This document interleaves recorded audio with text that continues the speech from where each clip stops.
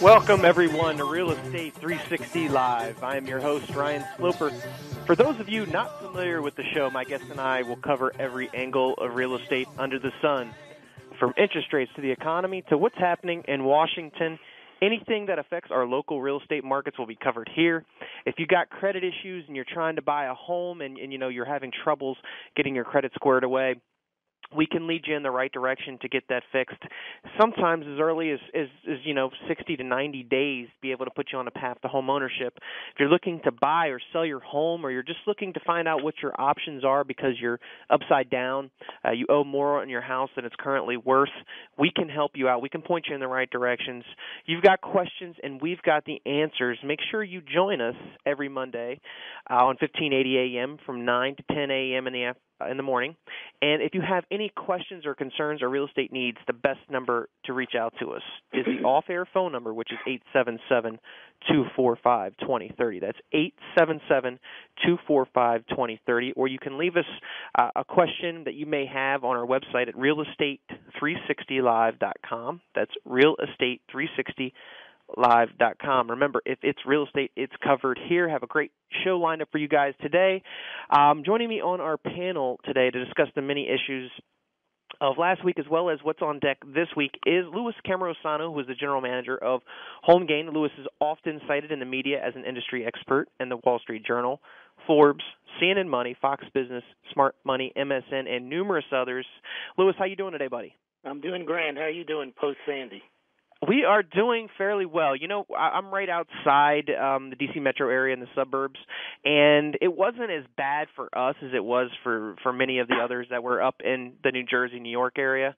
I have a lot of friends that live up in that neck of the woods, and it was pretty bad for them. They said cars, were floating down the street. My one buddy parked his car in like the third level of a garage, and he said he was somewhat safe, but the majority of people were just getting hammered, and many of them continue to be without power and whatnot. So, my thoughts are definitely with those people. I happen to be one of the lucky ones that didn't have much other than just a little bit of debris from trees and stuff falling in the yard. I had a little flooding here. It had nothing to do with Sandy. Here in San Francisco, we had a bit of rainfall, and our sewers backed up, and we had, half foot deep flooding in the entire block. Really? So I guess we picked up our bit of Sandy over here, though it was nowhere near the catastrophe that they had back east without power and so on. And I have an interesting story for you, Louis, too, because, it's amazing. When these storms, as soon as they start talking about these storms coming in, everybody, goes into a panic state, and everybody runs to the store, floods getting milk and water and bread and all those things. But when you hear of a big storm like this coming, and it's not going to be snow, it could be, all this rain, could be, winds, it's amazing that people then all of a sudden worried about, okay, well, what if my basement floods? So, I have a sump pump in my basement because it's a walk-up basement, and there is you can have it so that it's set up battery backup in case your power goes out. Well, many people thinking, well, this is a bad storm, everybody floods to Home Depot or your neighborhood Lowe's and tries to get the same thing. Well, lo and behold, there isn't any.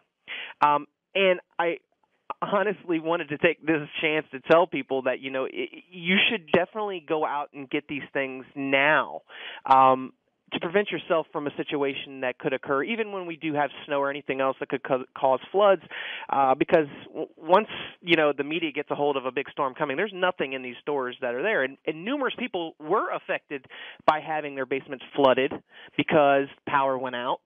And then the sump pump stops working, and, there's not much you can do at that point. So you should always have food, water, gasoline if you have a generator, set up in advance. Yeah, and I'm a big proponent of that. Happen. They do happen, and most of the time, you're given some. Yeah, they're not predictable, and you're given some sort of notice. But most of the time, by the time that the media gets a hold of it, and you're now rushing around, you're not going to be able to find the generators that you need, the battery backup for your sump pump, the food, and other things that you may have. I mean, one of our local grocery stores had the power go out, and half their food in the refrigerators went bad. They had to throw it out. So, I mean, you definitely want to think about this ahead of time. And I just, just from actually going in the store, we were just trying to get some batteries for some flashlights and things like that. They did have a large supply of batteries, so that was a good thing. But flashlights and other things, not so much. So I think it's a good thing to be prepared ahead of these storms. And, if you're not prepared now, you might want to spend a little bit of time and money to go ahead and take care of that. We don't know when the next storm may be, but just as a friendly reminder. We've got obviously a lot to talk about today, Lewis. We have the election tomorrow, which is obviously what's been covering on every news and media outlet across the country. It's pretty much dominating everything. Not as much as has been going on in the markets as they await the results from the election. Wanted to get your take, maybe even a bold prediction as to what you see transpiring tomorrow. If you think that Obama will stay in office, or if you think that Romney really does have a shot at winning this. Well, I'm not in the predictions business, but I think that Romney's 47% remark will prove prophetic. I think Obama will get 47%, Mitt Romney will get 50%, and Mitt Romney will win the presidency tomorrow. Wow. Okay. Your thoughts? My thoughts are I actually think that Obama will win. I just have this weird feeling that he's going to remain in office. And I've been asked this by numerous people who I think is win, and I'm just going to stick with that. I do think that Obama's going to win. I don't know, obviously, I think it's going to be close. If it gets to be too close, I'm really worrisome that we could have an issue like the count in Florida that we had a ways back, where things start to get a little tumultuous, and I'm anticipating that somehow, some way, Obama will remain in office. And I wanted to dive further into this because there had been a lot of talk throughout the campaign of Romney potentially eliminating the mortgage interest deduction, and people are just completely worried that he's going to do all these things to crush the housing market. And it's my take, I don't know about you, Lewis, but regardless of who wins, the Fed is so wrapped up in keeping interest rates low for, a long period of time, and the government is continuously coming out with these programs that are supposed to help struggling homeowners. Regardless of who wins, they're going to continue this theme. And I feel like neither one of them are actually going to touch the things that need to be touched as far as auditing the Fed, basically not allowing them to do what they're doing, to try to strengthen our currency back. They don't really have those things in mind. They've been talking about, simplifying the tax code, which I think is a good thing. We need to do that. But this mortgage interest deduction and the fear of eliminating that. Interest rates are around, 3% now, Lewis? How much of a mortgage interest deduction do people have on these new loans now? And I pose this question to all of our listeners is, if the mortgage interest deduction went away all of a sudden, would you base your decision to buy a home solely off of that? I feel like some people do, but if you look at this rationally, it makes sense to, regardless of whether there's a mortgage interest deduction or not, to buy a home at low fixed interest rates, which you can protect yourself from future inflation for a 30-year period term, and probably protect yourself from having, obviously rising rents all over the place. I wouldn't let a lousy mortgage interest deduction, I'm not going to call it necessarily lousy, it helps some people and doesn't help others depending upon your tax bracket, but that shouldn't be the only way that people look at buying a home. Would you agree with me on that, Lewis? You're making an interesting point about economic predictions. You can poll people and ask them what they would do if the mortgage interest reduction was taken away. Many might say, I wouldn't buy a house. But what's more important is what people actually do. And a good example is deflation. They're always warning us, if there's a deflationary environment, people will stop buying goods and services because they'll just wait for the products to get lower in price. But in actuality, we've had deflation in the electronics markets, and people still buy in increasing numbers iPads, iPhones, and other electronics, even though the price keeps going down. So I would think that the housing market, it's a bit of a fear tactic to say that if the mortgage interest rate deduction was taken away, it would be a disaster. No one really knows. But I think if the issues around home ownership are solid and the price is right and it makes sense to buy a home, people will continue to buy homes. People need places to live. Absolutely. I mean, and there is not. I mean, in the Northern Virginia, Washington D.C. metro area, we have basically a shortage of homes that people are able to buy at this point in certain price ranges. Obviously, the higher you go up, there seems to be a lot more inventory than in a lower range, and that's probably going to hold true pretty much throughout the country.